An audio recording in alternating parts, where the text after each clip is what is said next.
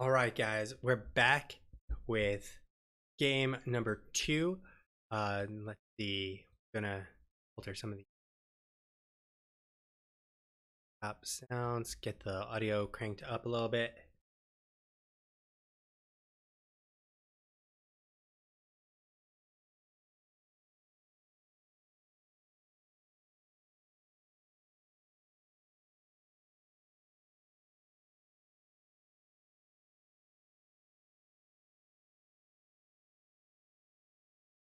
All right, so that should be all good to go. Audio. Um,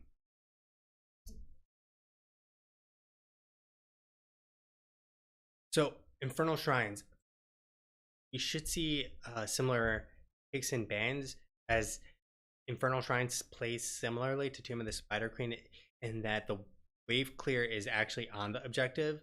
That's what you actually need the wave clear for more than anything else. You still obviously need wave clear.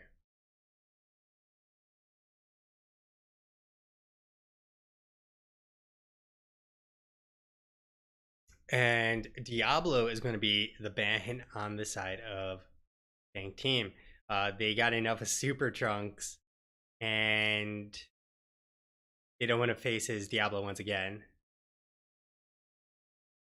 So the Mayev is the ban time around for the for DG Prime.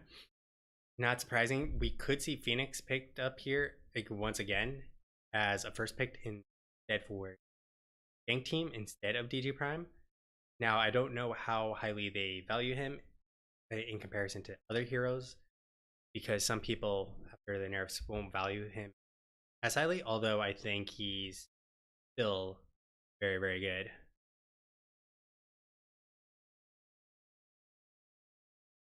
So they're definitely debating it, who they want as their first pick. They can pick up the Stukov again.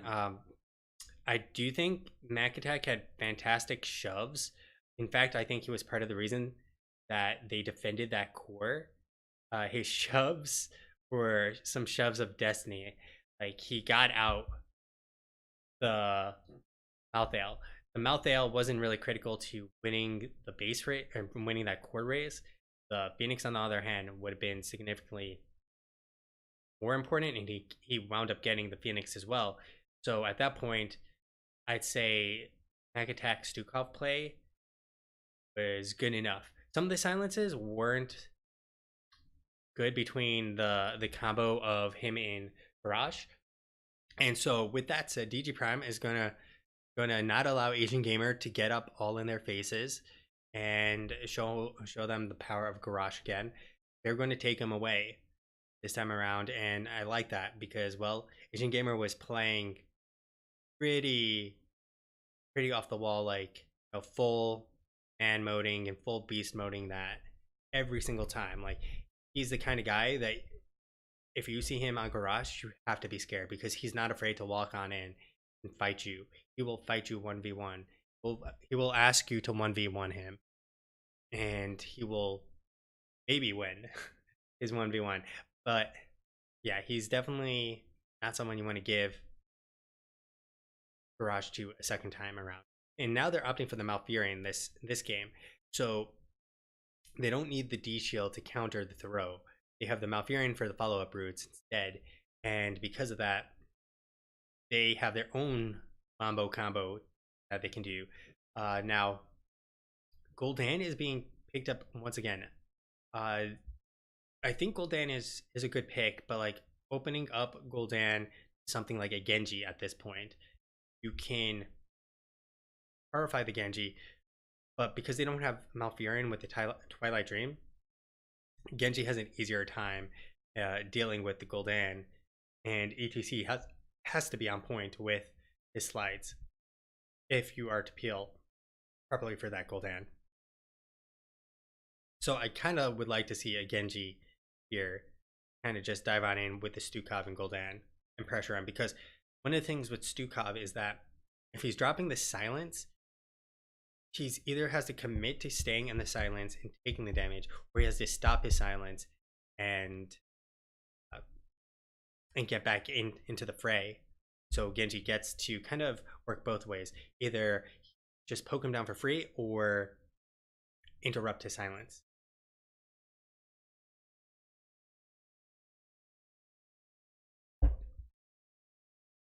Now, you see the Hanzo ban here.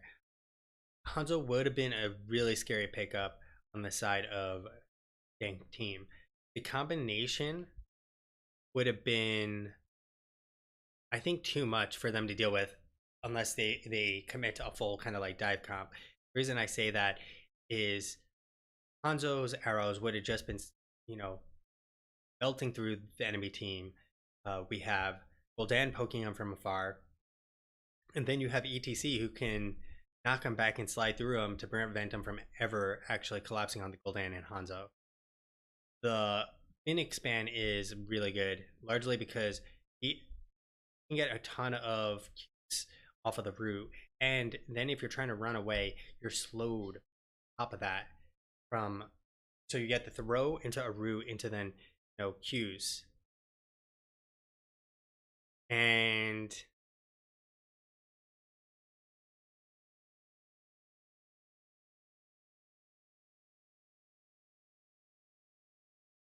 so they're opting for Muradin. This is interesting. I'm not sure why they're opting for Muradin. Muradin is one of the worst laners in the game. So this is leaving them in an awkward position. DG Prime. DG Prime now has to either choose a different solo laner, and it's very possible they're going to opt for a ranged solo laner instead, because you can't put the Muradin there. You can't really put the Garage there. You can put them there, but they're going to lose any real solo laner. Like, they can pick up Blaze, which they played pretty well. They could pick up Leo. They could pick up Sonya. I mean, they have a lot of choices on who they pick up here.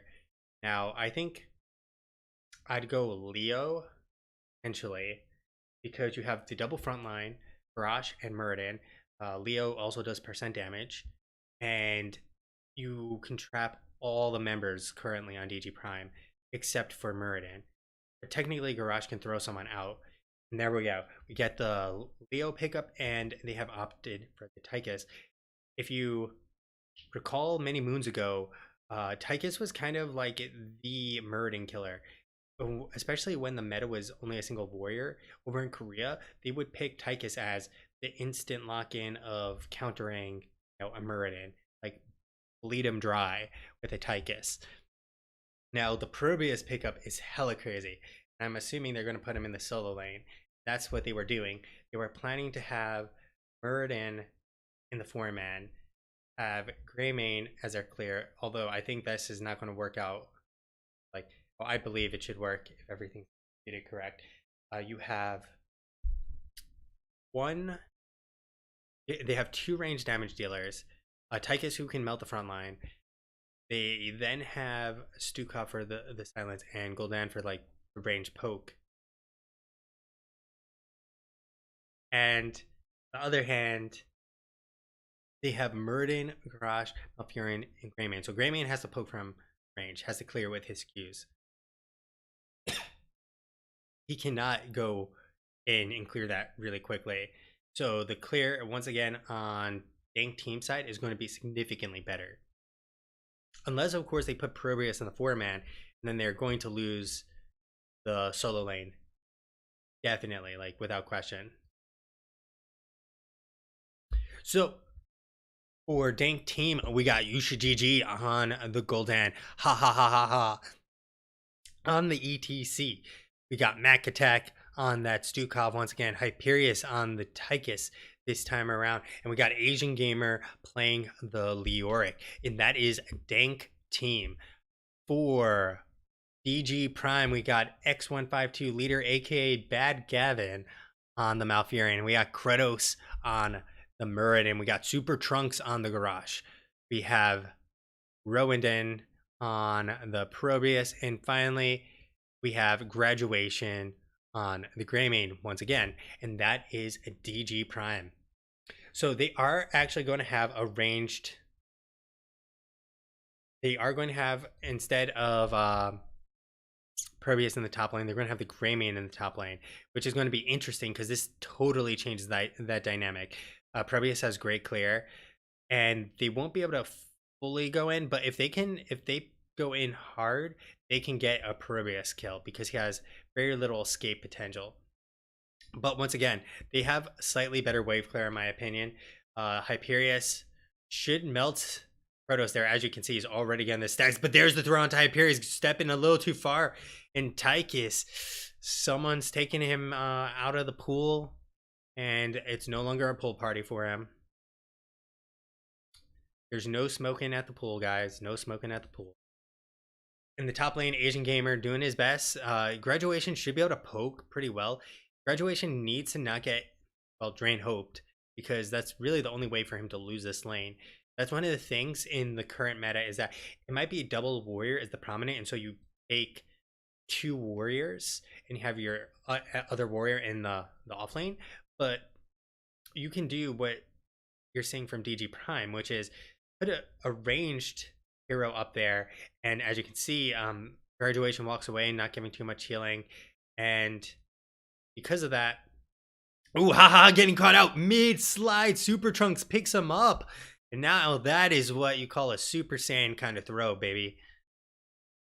And taking a look at what we actually have here, we got the Consume Vitality, Echoed Corruption, Prog Rock. Look, another throw coming on out. Mac Attack getting picked on off. The root coming out a little too slow. But slide from ha ha ha into the roots. It's not going to be punished that heavily.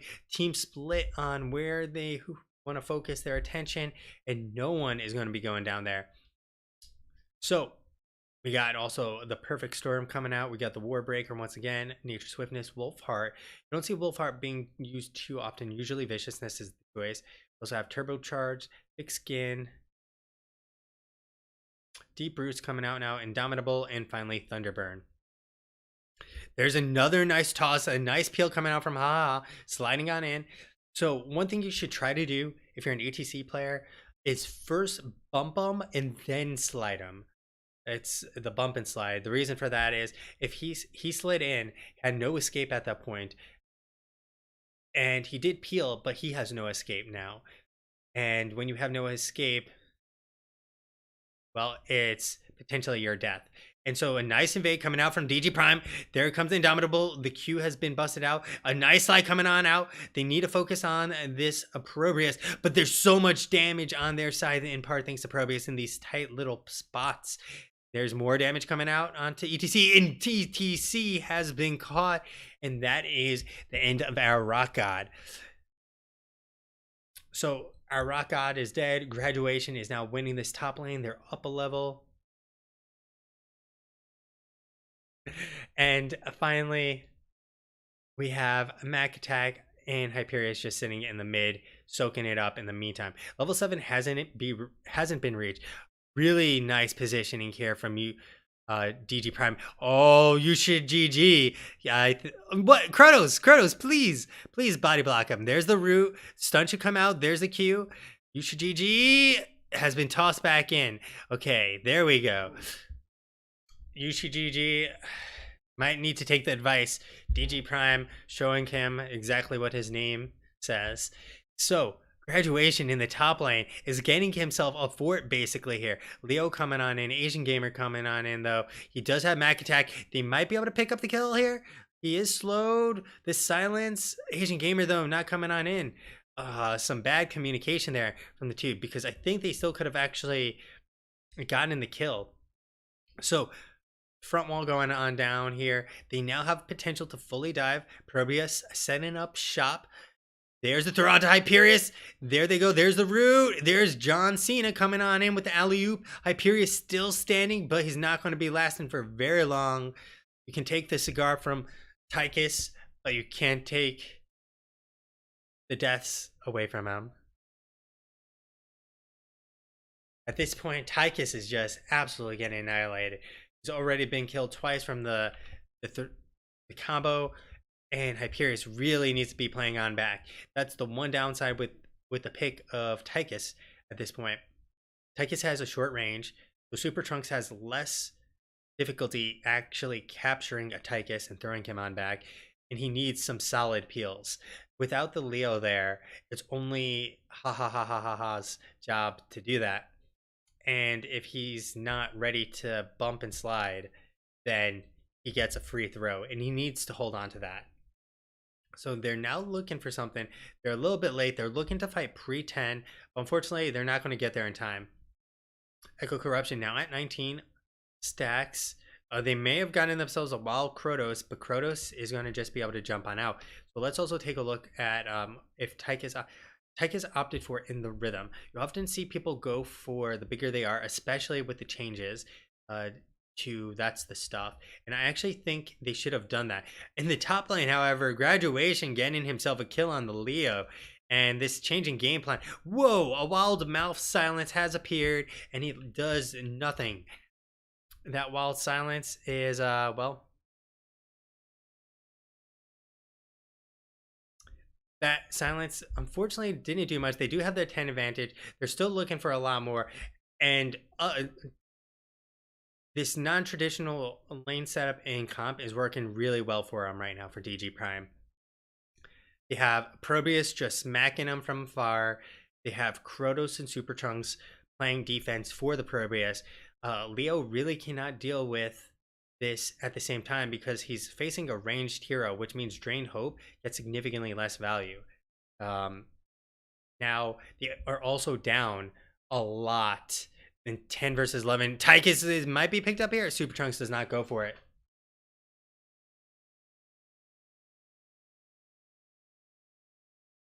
And there is another wild Tychus. There is the taunt. There is the silence, though, to try and help and disengage the situation. And Hyperius has managed to make it out of here this time. Heroics have been burnt, and despite not having their own set of heroics, Mac Attack helping to diffuse the situations with a beautiful silence. Top lane getting absolutely brutalized right now. Greymane is spanking Leo at this point. I mean, Ford is about to go down. They're working on themselves getting the Shaman Camp. And Shaman Camp is going to put a lot of pressure, which means they get this shrine almost for free. And they're looking to invade here. Very aggressive call coming out, and I love it because they have that advantage. There's a stun onto Mac Attack. Krotos bouncing out the Avatar. There comes a throw, and there they get an ETC. ETC now rooted in place, and they're making him into mincemeat. They get themselves a kill. Krotos is looking for one more. Not going to get it. They're going to get the second Shaman, however, and this is huge. 12-9. They have snowballed this game out of control on the side of DG Prime, picking up all those kills. They now have double Shamans pushing in, a fort pushed in, and they're starting on the objective. They're 8-0. There's no way for them to fight. There's a Q throw combo, and Asian Gamer's been taunted. Now that he's out of it, there's a hard fight. Not going to be good enough because Greymane is nomming. Hyperius is a really low. A Q here could... No, Q is not going to come out. He didn't go the Q build, so he possibly wasn't going to get it anyways.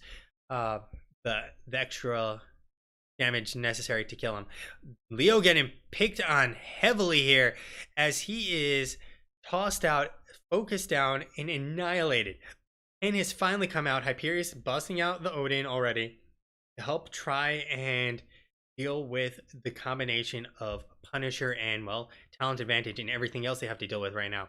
Krotos coming on in, landing the stun, and stopping Mac Attack from laying down the silence forever.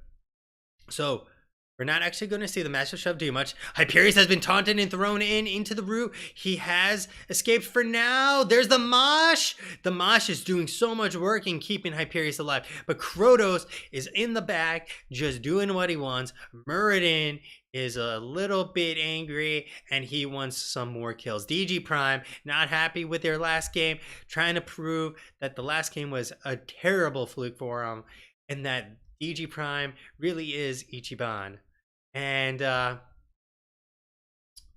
mean, this is a 10-minute game now. At this point, they might be able to actually finish this off. The Punisher's almost down. There comes the silence, and 5 members are still up.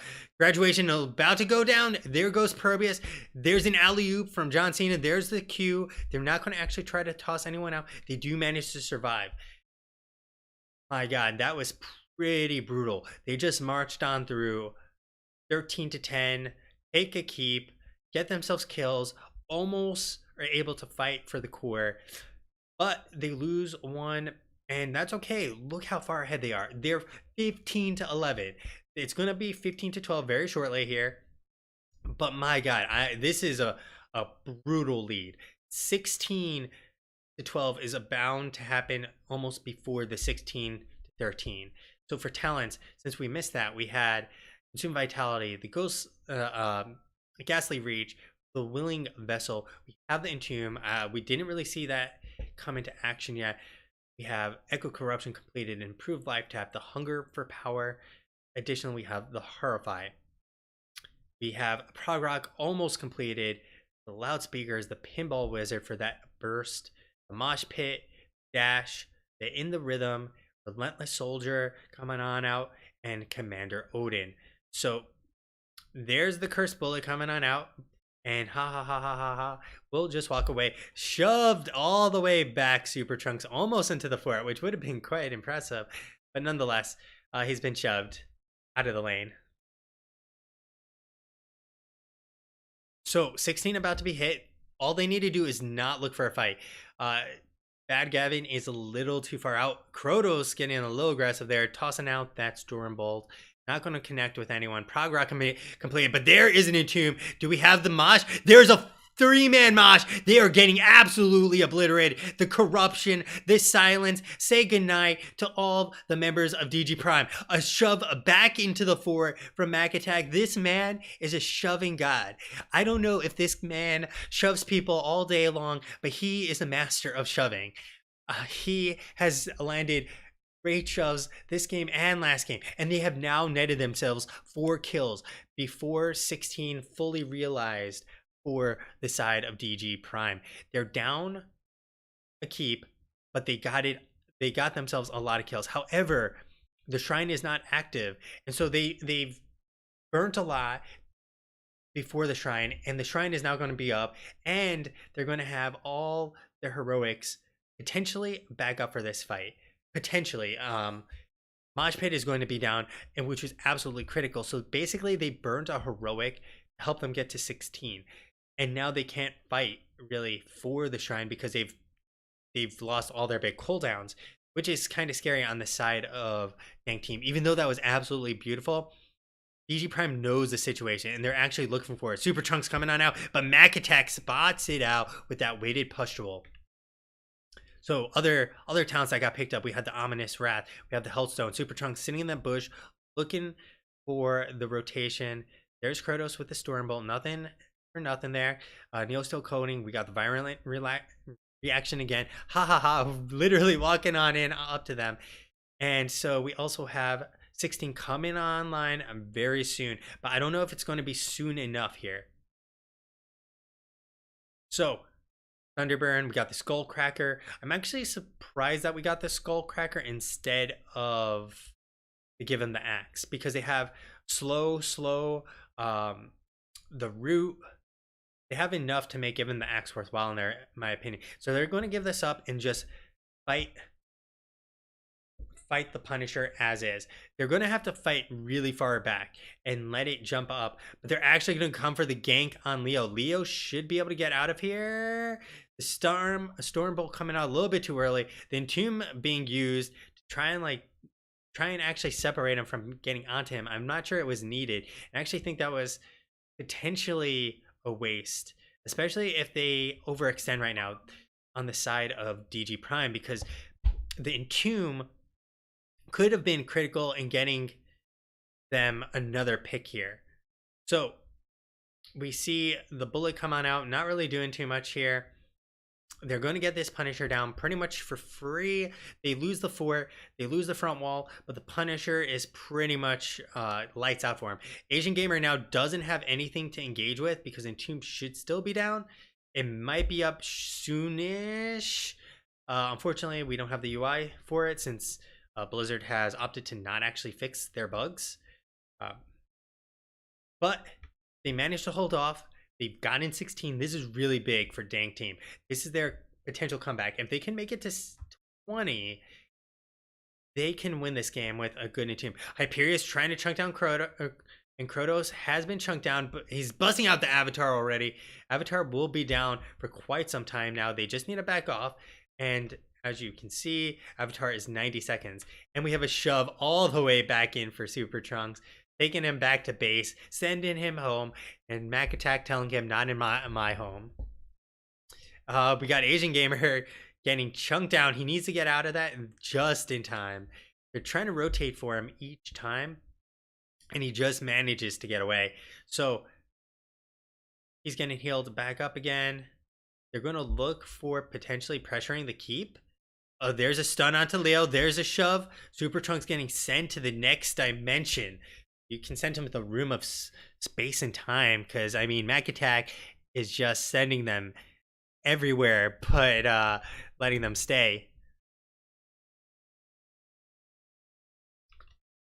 So the other towns, we had that Indomitable, we had the Warlords, the defensive measures, Earthshaker, we have the Nature's Balance, Revitalize, we have Twilight Dream, we almost have full stacks Wizened Duelist and Nature Swiftness. Yeah, so we got that. We have the Running Wild and the Alpha Killer here, which makes a lot of sense against Double Warrior.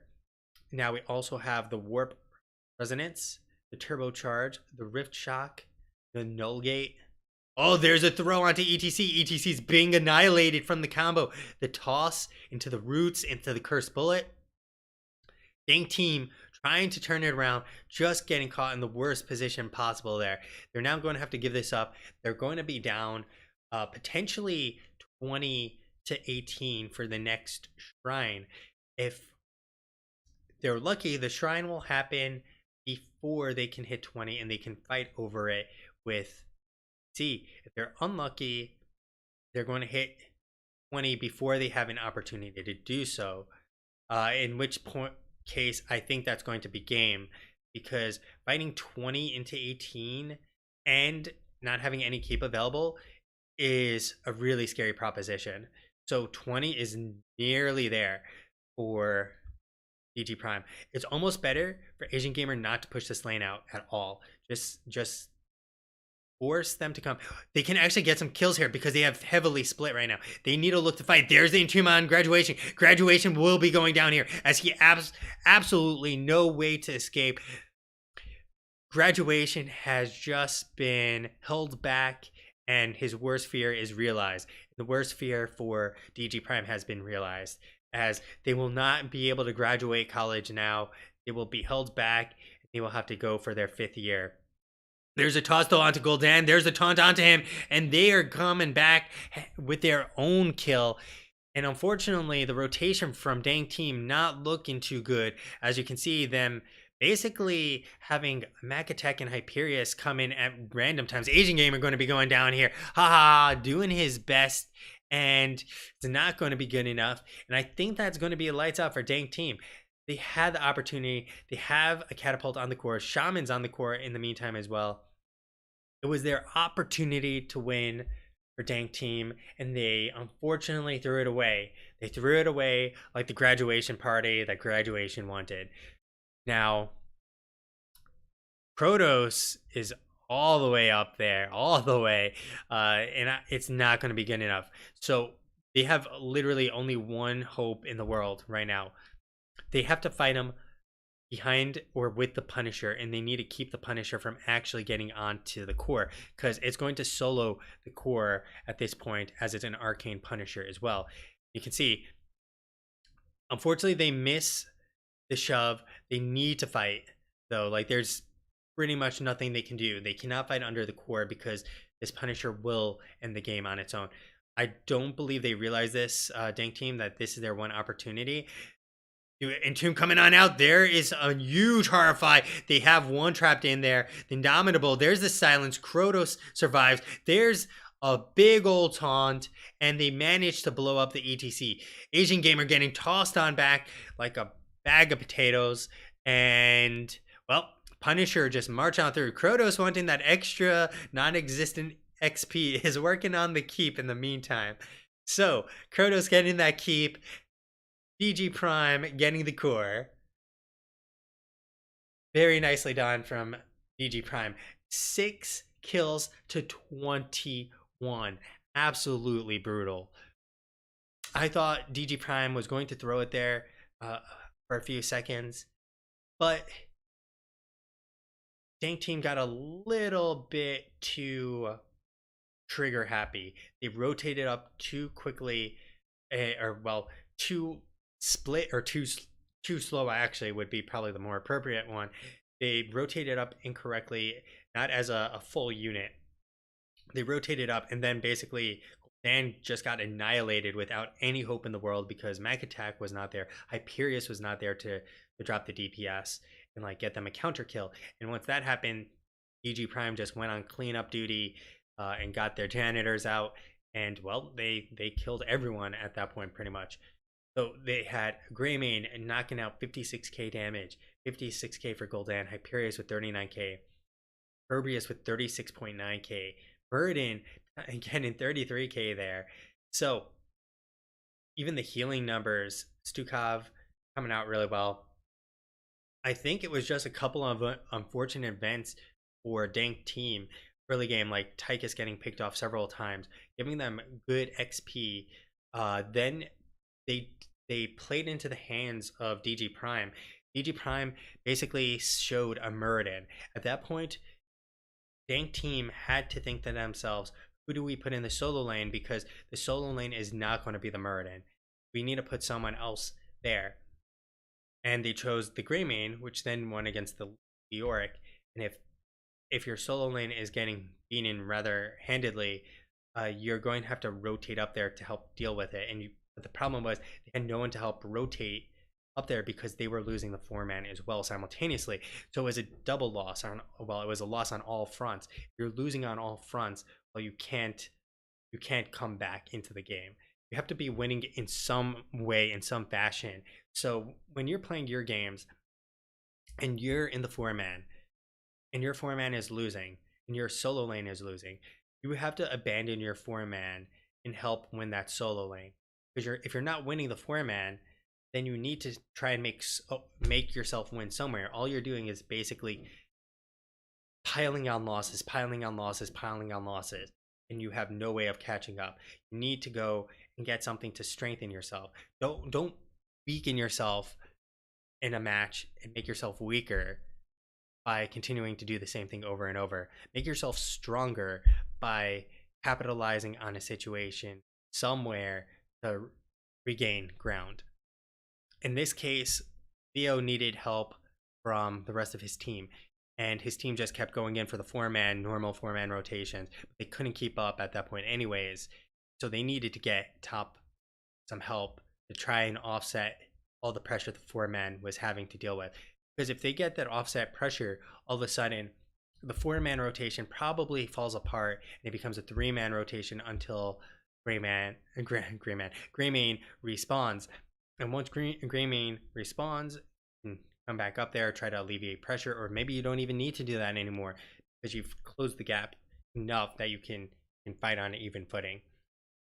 So really nicely done from DG Prime, really showing what could have potentially been their true colors all along, and that unfortunately their first game they failed to execute in a variety of ways in Tomb of the Spider Queen. But at the same time, this was a very dominant game for them. So they walk away each with 1 point, no domination for the side of Dank Team, but at least DG Prime can definitely walk away with their heads held high after this one, and Dank Team can at least walk away with one of those points. This game may have been rather sloppy, but at least their first game generally looked good, aside from throw after throw after throw. So I'm going to kick it on over and see who is casting right now. If there's anyone left standing casting in Nexus Gaming. So give me a second and I can toss you all over to another caster as well. I'll just take a second to see. There's currently no one else doing so. So I'll toss you over to Let's see. Sam is actually up in playing, so I'll toss you guys over to Sam since at this point no one else is actually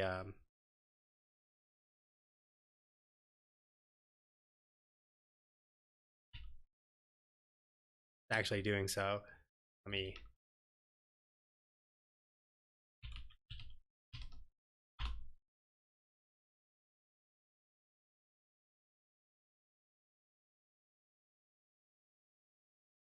Thanks again, everyone. I'm Akuma, so hope you enjoyed the cast. And since the raid is probably about to go off, let me finish that verse. Um, yeah, so I'm Akuma. Hope you all enjoy the cast. I hope you come back to view more casts from me.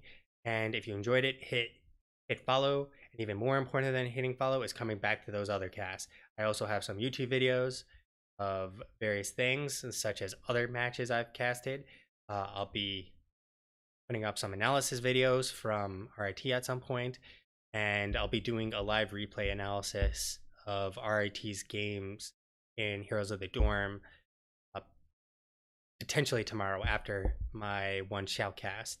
And it'll be their games against UNT versus obviously RIT as I'm their analyst. So thanks again, everyone, and have a good rest of your night.